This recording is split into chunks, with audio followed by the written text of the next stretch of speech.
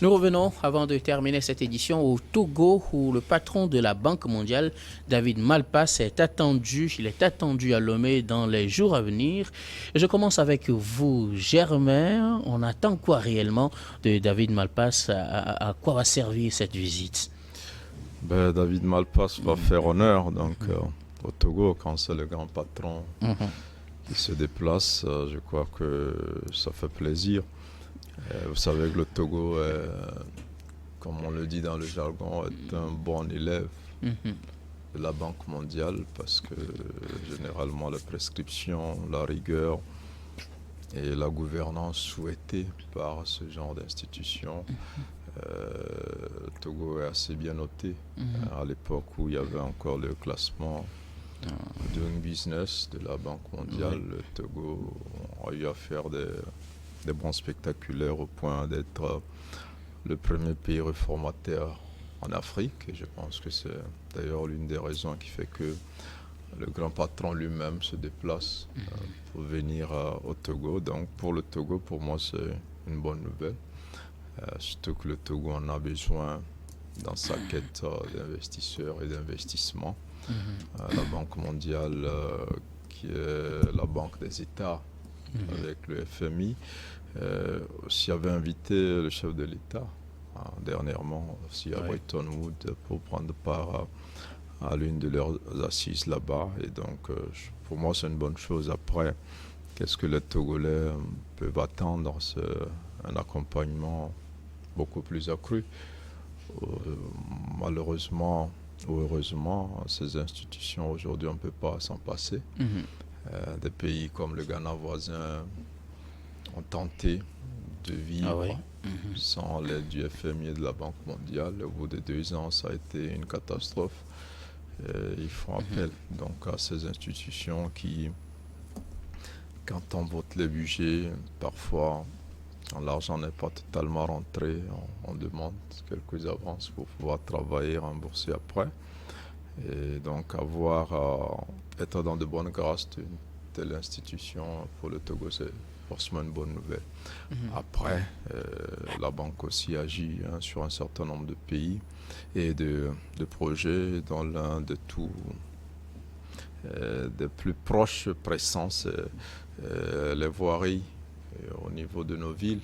Vous savez que si le projet de désencombrement, le désengorgement des rues aussi a été assez avancé, c'est parce qu'il y avait un grand programme aussi de la Banque mondiale qui finance plusieurs communes pour les aider donc à réorganiser, à réhabiliter leurs voiries, à travailler sur les routes, les abords des routes, un certain nombre de choses, la construction des caniveaux, et un certain nombre de choses. Donc, c'est un partenaire de taille. Il y a l'électrification qui arrive. Et pour le Togo, c'est une bonne nouvelle.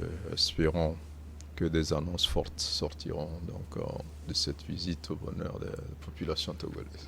Kabé Adjao, on ne peut pas s'en passer des institutions de Bretton Woods. Si on veut faire exception, on risque de se retrouver dans une situation comme le Ghana. Qu'est-ce que vous en dites? Oui, vous savez, nous sommes dans un monde où on ne peut pas vivre en autarcie. Le Ghana a voulu l'essayer et ils en ont pris pour leur compte. Aujourd'hui, si David Malpass a décidé de venir au Togo, c'est premièrement un honneur pour notre pays parce qu'on se plaint souvent du fait que les autorités des institutions ou bien des grandes puissances ne viennent pas souvent chez nous, le cas de Kamala Harris au Ghana. Donc aujourd'hui, on va se réjouir de la venue de David Malpass, même si il devait démissionner en fin juin, selon ce qu'il avait annoncé, parce que bon, il a dit qu'il est climato-sceptique, donc du coup, il a accepté poser sa démission. Je ne sais pas s'il vient dans le cadre de la gestion des fonds alloués par la Banque mondiale au Togo pour faire des annonces et tout ça. Bon, je ne sais pas trop. Ou bien, je ne connais pas son cas de charge. En venant au Togo, peut-être il peut venir aussi en visite d'amitié, comme on a l'habitude de le dire, parce que bon, son mandat est en train de prendre fin. Vous savez, entre-temps, on avait recruté les DSK, Dominique Strauss-Kahn et l'ancien Premier ministre anglais, Tony Blair, qui sont venus apporter leur expertise à la gestion économique de notre pays. Donc, du coup, je pense que peut-être que lui aussi, il vient dans ce cadre-là, il est en train de préparer sa retraite. Pourquoi pas venir servir le Togo? Parce que, bon, vous savez, le président est en train de lancer un vaste programme de réforme économique dans le pays. Quand on sait que, selon l'INSEE, dans le premier semestre de l'État, ça va vers fin juin même, l'inflation de 7% sera atteinte. Donc, il faudra quand même penser à résorber ce problème-là. Donc, aujourd'hui, la dette publique du Togo, ça s'élève à 4,7%. Ça veut dire que vraiment, ça a atteint un certain niveau, même si on est loin devant la France qui est à 98%. On peut dire que dans ce domaine-là, on les dépasse. Maintenant, si le chef de l'État, il est en train de... Je le félicite beaucoup, il est en train de faire beaucoup d'efforts sur le plan économique. Maintenant, s'il arrive à avoir ces ressources-là, à quoi ça sert? Ceux à qui on alloue ces fonds-là, qu'est-ce qu'ils en font? C'est là, pour moi, c'est là que se pose le problème, parce que le président de la République, à chaque moment, il est entre deux avions en train de chercher les moyens pour pouvoir faire développer le pays, pour pouvoir construire les infrastructures. Mais après, quel est le compte qui est fait à la population? Et c'est là qu'il faut se poser la question. Mais sur la visite même de David Malpass, je pense que c'est une bonne chose. Peut-être qu'il y aura des annonces fortes qui vont être faites, et ce sera pour le bien de la population. Mais on attend de voir si c'est pour ces annonces-là ou bien pour préparer sa retraite, et peut-être ce sera dans le cadre d'une visite d'amitié. Avant d'arriver à Lomé, il passe d'abord par Niamey. Joachim Italake, David Malpass à Lomé. Votre réaction d'abord? Non, c'est une bonne nouvelle. Vous savez, le Togo est un pays hospitalier, ça il faut le dire. Mais là où ça fait un peu mal, c'est simplement d'affirmer que toutes les institutions venant de la Bretton Woods n'ont jamais aidé l'Afrique à faire un pas en avant. Et depuis que nous avons accédé à l'indépendance et tout, je pense qu'ils nous ont toujours accompagnés. Mais là où le bâton a toujours blessé l'Afrique, c'est que ces institutions ne nous donnent pas la marge de réflexion par rapport aux prêts qu'on nous fait. C'est-à-dire, je vous explique, c'est-à-dire que lorsque je suis en mesure, j'ai à ma disposition 30 millions, et que vous venez avec un projet d'agriculture, je vais vous dire, non, moi je ne finance pas l'agriculture. Alors que vous avez la compétence qu'en agriculture pour pouvoir faire développer votre pays. Mais je vais vous dire, non, écoutez, si vous voulez de mon argent, vous devez forcément produire du lait. Et donc, ça a permis, ça a occasionné beaucoup de pertes dans nos pays d'Afrique. Aujourd'hui, la priorité en Afrique, c'est essentiellement l'éducation et la santé. Ces deux questions sont prioritaires pour toute l'Afrique en question. Mais on a comme l'impression que ces institutions, la FMI et puis la Banque mondiale, ne veulent pas réellement toucher à ce mal-là qui nous gangrène tout le temps. Son avènement, moi je trouve que c'est vraiment...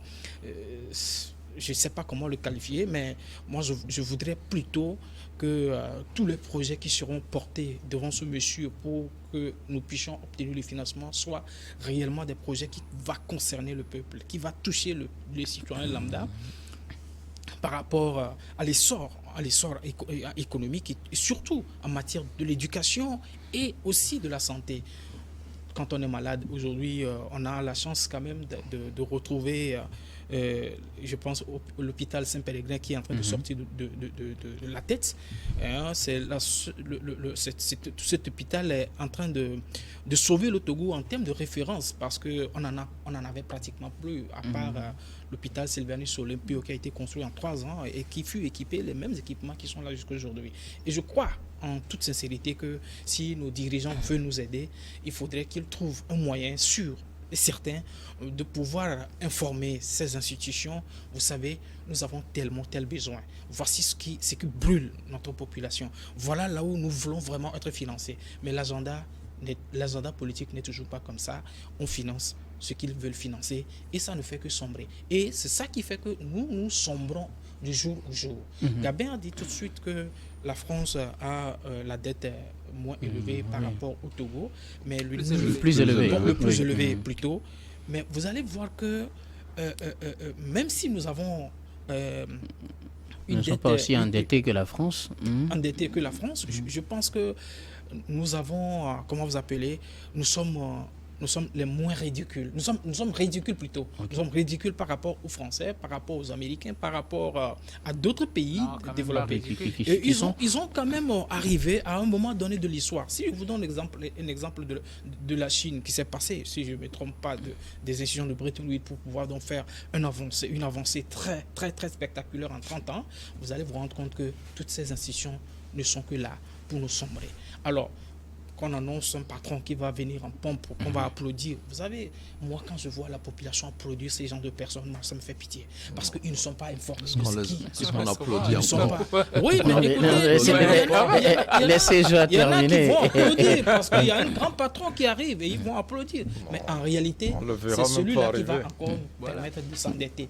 Et la dette qui nous occasionne n'est pas volontaire. C'est-à-dire nous voulons nous endetter pour que notre développement soit accru sur comment vous appelez, l'éducation, la santé et l'agriculture. Eux, ils disent produisez du lait. C'est un exemple. Et donc, moi, je trouve qu'il faut à un moment donné vous réfléchir. imaginez où Non, mais moi, je pense et que c'est des faits réels approuvés partout et que selon mes sources et mes informations, c'est tellement réel. Le président de la République, je reviens pour chuter là, le président de la République, c'est un monsieur que j'apprécie, que j'admire beaucoup. Il ne faut pas qu'on se le cache. Il fait des efforts. Il a fait tout possible. C'était le 22 décembre 2022 qu'il a rencontré le patron de la Banque mondiale pour essayer donc de lui soumettre un agenda un peu plus important en matière. Et donc, c'est dans ce cadre-là qu'il vient en réalité pour pouvoir donc soutenir le pays. Mais là où moi je rappelle, c'est que ce soutien soit réellement servi au peuple. Il faut que les soutiens qu'il va nous apporter soient directement dirigés vers le citoyen en termes d'éducation, en termes de santé, en termes d'agriculture. C'est seules ces lignes-là qui permettront à nos pays, surtout à notre pays, le Togo, de faire un bond en avant en termes de développement.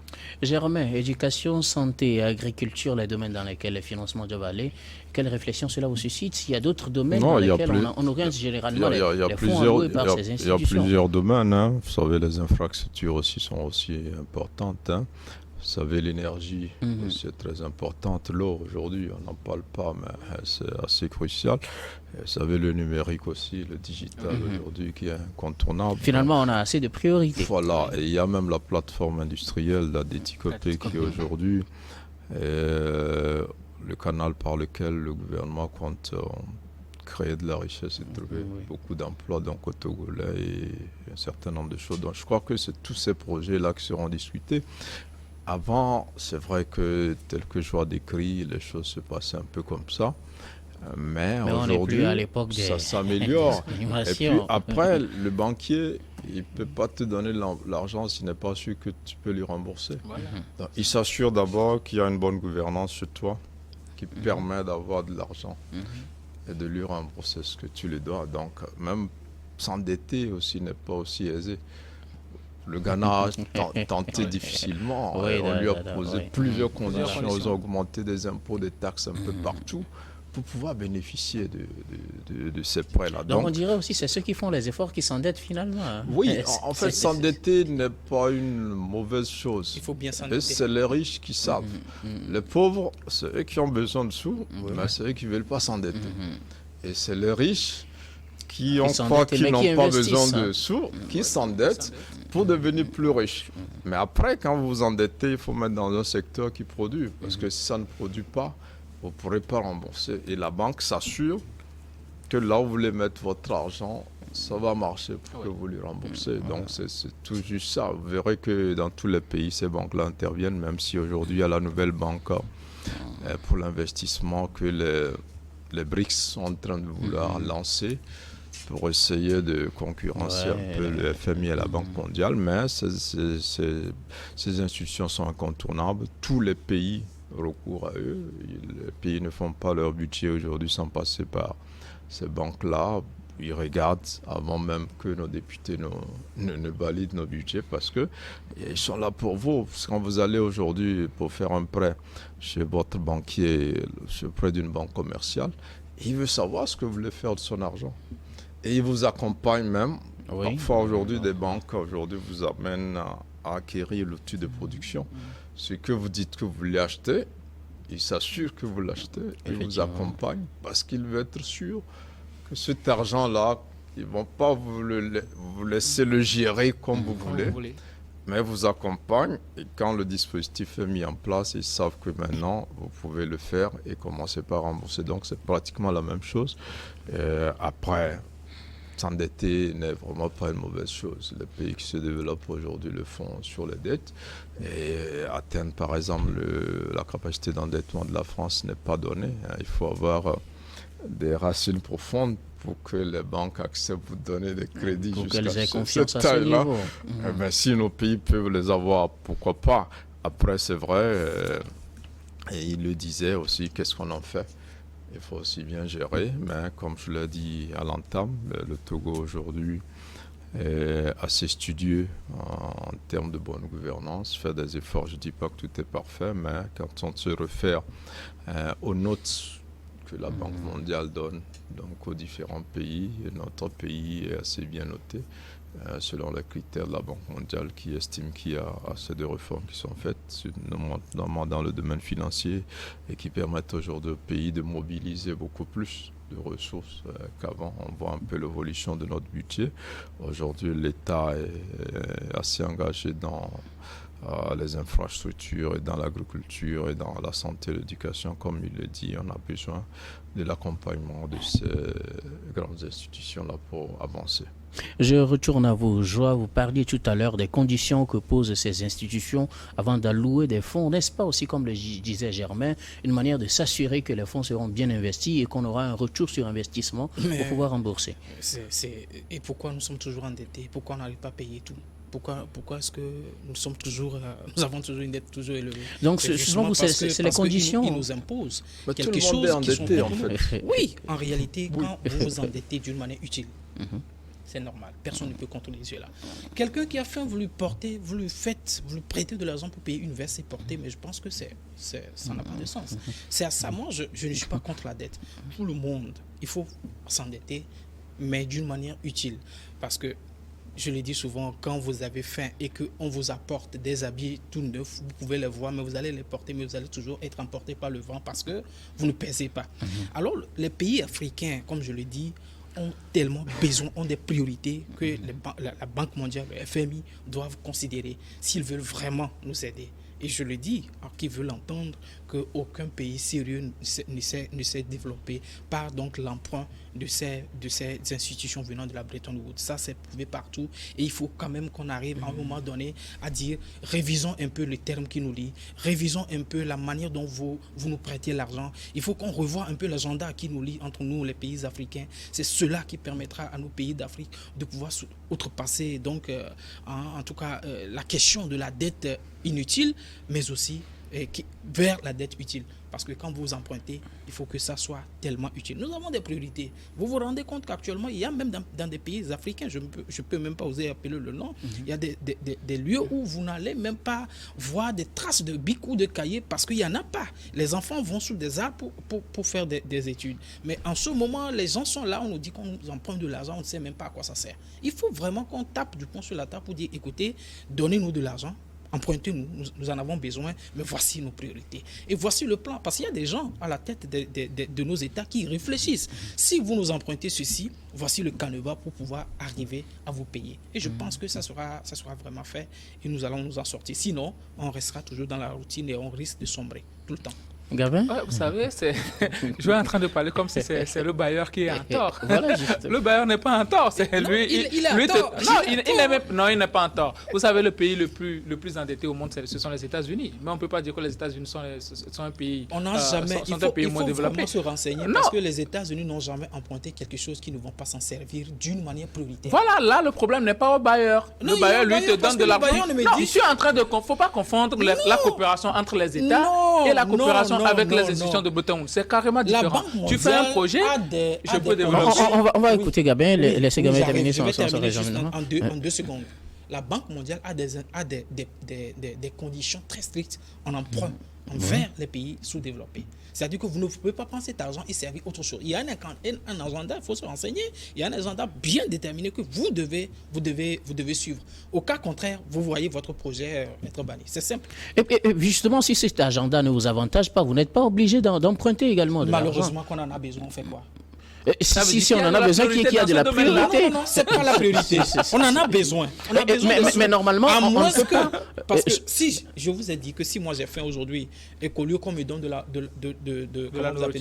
nourriture, on vous donne de l'argent pour acheter de l'eau. Oui. On m'apporte que de l'eau. Oui. Je vais en prendre. Il y a pas. Mais ma priorité, c'est de manger à ma faim. C'est ça qui s'agit. Au moins étancher votre soif de façon convenable. On revient à vous. On revient à Gabin pour son développement. Aujourd'hui, le problème de l'Afrique, c'est la gestion. On fait des prêts. Nous sommes dans des pays où bien nous sommes au Togo, nous sommes dans un pays où tout est prioritaire aujourd'hui. Quand on fait un emprunt, je pense que c'est d'en faire bon usage. Mais qu'est-ce qu'on a fait? C'est là le problème se pose. Parce que le bailleur, lui, te prête de l'argent. Il te définit un canevas. Si tu le prends, c'est parce que bon, tu te sens tu es d'accord dans la mesure quand même de rembourser. Et aussi, tu as vu une certaine... tu vois que c'est important de faire ce que la personne t'a proposé. Maintenant, quand vous voyez, je prends l'exemple du PND. On a un programme, on nous finance. Et puis, tout ce qu'on fait avec les PNASA et autres, tout ce qu'on a fait, c'est d'acheter des grosses voitures. On fait des ateliers de formation, on donne de l'argent aux chefs de village qui viennent aux ateliers de formation. On a acheté des tracteurs aussi. Hein. Bon, PND tout. Voilà. Bon, on continue. On a fait PND tout. Ça n'a jamais eu lieu. Au PND tout qui s'est arrêté à Tchévier. Et puis par après, on n'entend plus rien. Le chef de l'État a obligé la dernière fois de faire faux pattes. Il a circulé tout le pays. Il est allé discuter avec les agriculteurs. Sûrement, il a pris des mesures. Maintenant, ceux-là à qui on va donner de l'argent, parce que si le président, à chaque moment, il insiste sur l'agriculture, ça veut dire que c'est un domaine assez prioritaire. Si aujourd'hui, il donne de l'argent à ces messieurs-là qui sont en charge de l'agriculture, d'aller sur le terrain et d'accompagner les agriculteurs, vous êtes sûr qu'ils vont faire ce que le chef de l'État leur a dit? Non, on le souhaite. On sait très bien ici, une route a été financée plus de 3 fois. La route Lomé-Vaughan-Enfouin a été financée 26 milliards. Après, ça n'a pas été fait. Où sont passés ces fonds-là? Ce sont des fonds que nous sommes censés rembourser après. Donc aujourd'hui, c'est l'usage qu'on fait de ces fonds-là qui pose problème. Ce n'est pas le bailleur. Maintenant, si le bailleur veut nous prêter de l'argent et puis on se dit, tu sais, dans ce domaine-là, on n'est pas preneur, il ne va pas nous le donner. Parce que dans ce domaine-là, on se dit, bon, voilà, on n'est pas preneur. Mais si on se sent obligé de le prendre, c'est parce qu'il y a de l'utilité, il y a de l'urgence dans ce domaine-là. Et malheureusement, dans notre pays aujourd'hui, tout est prioritaire, je l'ai déjà dit. Tout est prioritaire. Les routes, les bassins de rétention qu'on a construits et tout, c'est prioritaire. La famine, l'agriculture, tout est prioritaire. Donc, il faut régler tous ces problèmes-là. Si aujourd'hui, on ne peut pas nous prêter de l'argent dans le domaine des infrastructures et qu'on veut nous le prêter dans le domaine de l'agriculture, on va prendre parce que l'agriculture aussi, c'est très important pour nous. Donc, aujourd'hui, le bailleur, ce n'est pas véritablement ça le problème. Le problème, c'est nous à qui on donne de l'argent. C'est nous qui achetons de grosses voitures au lieu d'aller sur le terrain et de travailler. C'est tout. C'est à nous donc de savoir orienter les fonds que nous prenons de ces bailleurs. Germain, votre réaction, qu'est-ce qui pose réellement le problème avec les investissements que nos pays reçoivent et qu'au final on ne retrouve pas les résultats sur le terrain? Non, je crois que ça a été les rapports avec ce genre d'institutions ont évolué. Avant on donnait l'argent et les États détournaient parce qu'ils avaient d'autres priorités. On peut financer un pont. Le gouvernement peut dire, bon, nous, on a ça plus utile, on le fait, après, on va faire le pont, et le pont ne sera jamais fait. Et finalement, ça a poussé plusieurs institutions donc, à travailler avec le gouvernement. Généralement, ils ont des représentants dans nos pays, donc ils suivent l'évolution, ils font des bilans à mi-parcours, et régulièrement, la chef du gouvernement et des partenaires travaillent sur un certain nombre de projets, avec la Banque mondiale surtout. Donc il y a aussi le système des Nations Unies aussi qui accompagne énormément le pays. Et donc ça se fait, il y a un suivi qui fait que assez souvent, il y a de bonnes notes qui sont données au pays. Ça, je ne dis pas que tout est parfait en termes de gestion, mais ils ont de meilleurs résultats ici qu'ailleurs. Après, aujourd'hui, comme l'a dit Gabin, où est-ce qu'on va? Le Togo a fait un plan. Nous avons un plan national de développement qui a sorti d'une feuille de route sur 5 ans. Donc, c'est pas On ne fait pas du pilotage à vue, on fait n'importe quoi. Non. Il y a des choses claires, des axes assez définis, avec des délais, des choses à faire. Il faut chercher ce financement. Le pays dit, à 60%, nous avons besoin de financement extérieur. Parce que le Togo ne peut pas financer tous ces projets. Et c'est cet argent qu'il faut aller chercher. Encore heureux que le pays peut mobiliser 40%. Parce que là aussi, il y a des réformes qui ont été faites sur le terrain et qui permettent aujourd'hui au pays de mobiliser. On va avoir un budget de 1100 milliards. Avant, on n'y pensait même pas. Aujourd'hui, nous y sommes et on va aller au-delà. Donc, le pays même a une capacité de mobilisation en interne. Là, je le rejoins. C'est là où il faut arriver. Mais la vie est telle, un pays, c'est comme un homme. Je ne crois pas que là où je est, il gagne assez pour ses besoins. Il a des besoins qui dépassent son salaire. C'est pareil pour un État. Je fais la priorité. Donc, quel que soit, même si vous gagnez 10 millions aujourd'hui, vous aurez des besoins qui vont dépasser 10 millions. Justement. Donc, c'est pareil. Après, le banquier est là, il vous aide à faire des choses sur le salaire prochain pour rembourser. Et ainsi de suite. Donc moi, je crois que la Banque mondiale, c'est le banquier des États. C'est comme Orabank, je ne sais pas où tu es logé, je sais pas.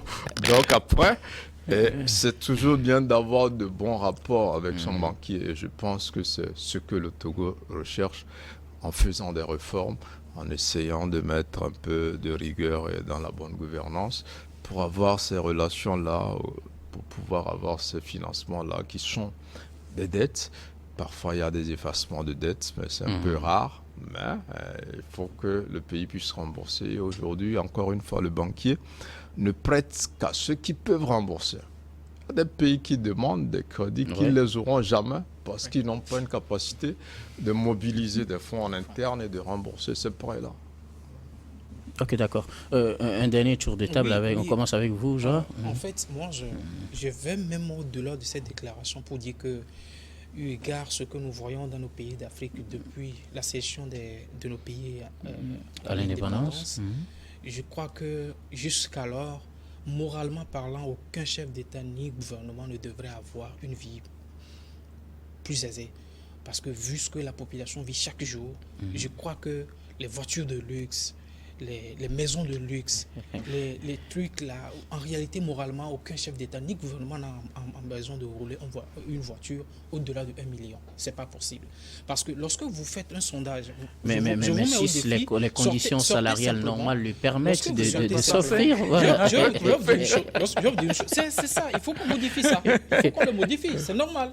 Parce que lorsque vous sortez, que vous faites un tour dans la ville de Lomé et que vous voyez peut-être un cadre ou un ministre qui a construit une maison à étage et tout au plus en bas de lui, il y a quand même quelqu'un qui peine à manger de la farine et de l'arachide chaque jour. Je pense que le moral exige que cela s'arrête. Et c'est à là que j'appelle le devoir de morale. Qu'est-ce qui devrait s'arrêter et que le ministre ne construise plus sa maison à étage? C'est de l'échec de nos pays de faire face à des situations qui les dépassent et qu'il faut forcément, parce que lorsque vous dirigez un peuple, vous êtes à charge, parce que vous ne serez jamais heureux lorsque vous voyez vous êtes berger, que vous voyez vos brebis être maigres tout le temps, parce que c'est eux que vous nourrissez, c'est eux qui sont là et que vous vous appelez berger. Malheureusement, dans ce genre de situation, on ne vend pas les citoyens pour avoir de l'argent. Retrouver le sens et l'idéal pour que nos pays puissent avancer. Je vais vous faire une petite déclaration avant de finir en 2 secondes. Renseignez-vous au niveau des banques suisses. Tous les comptes sont bourrés des pays africains, des gouvernants de pays africains. Pourquoi? Parce que nous sommes moins humains, c'est tout. Germain, David Malpass Salomé, un dernier mot sur le sujet?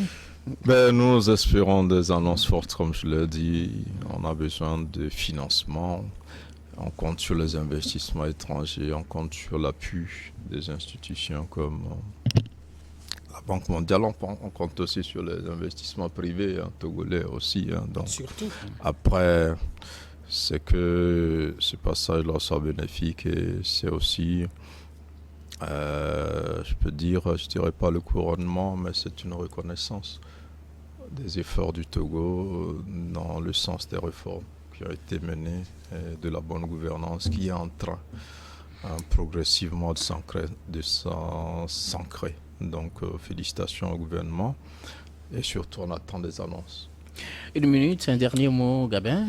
Oui, mes félicitations au gouvernement, surtout au chef de l'État qui, après ses périples dans toutes les régions du Togo, et quand même a tout fait pour que David Malpass puisse venir au Togo. Maintenant, on attend les annonces, on verra ce que ça va devenir. Maintenant, à un certain moment, il faudrait que on arrive, surtout les cadres, ceux-là qui sont en charge de la gestion des fonds, qui sont souvent alloués au Togo, prennent la mesure de ne pas trop gaspiller les fonds en achetant des maisons, des voitures, parce que les détournements et tout ça, on en connaît. Surtout, il faudrait que les ministères arrivent à consommer tous les fonds, parce qu'entre-temps, il y avait un ministère de l'Agriculture qui n'avait pas pu réellement consommer tous les fonds qui lui avaient été alloués, et on a été obligé encore de faire les fonds à destination. Je pense qu'il y a assez de projets, les jeunes écrivent beaucoup de projets aujourd'hui, et la MIFA aujourd'hui, quand vous y allez, il y a plein de dossiers là-bas, beaucoup de jeunes ont fait des projets, mais jusque-là, il n'y a aucun financement qui est sorti. Les jeunes sont obligés d'aller vers d'autres personnes, les coopératives, les microfinances pour pouvoir faire financer leurs projets. Aujourd'hui, je pense que nous devons tout faire, et aussi un appel à l'endroit des jeunes. On doit apprendre à coopérer ensemble, donner nos petits moyens pour que on arrive à faire quelque chose, parce que l'État ne peut pas tout faire pour nous. Merci beaucoup, Gabin Adjaro. Je rappelle que vous êtes juriste et analyste politique. Merci pour vos contributions dans cette émission. Merci, Germain Pouli, directeur de publication de Togo Réveil. Vous avez été l'un de nos invités aujourd'hui. Merci pour vos contributions également. Et grand merci à vous, Joa Komitalake, journaliste et directeur de publication d'Afrique Plume. Ce sera tout pour Regard Croisé de ce lundi. Merci de nous avoir suivis. À très bientôt.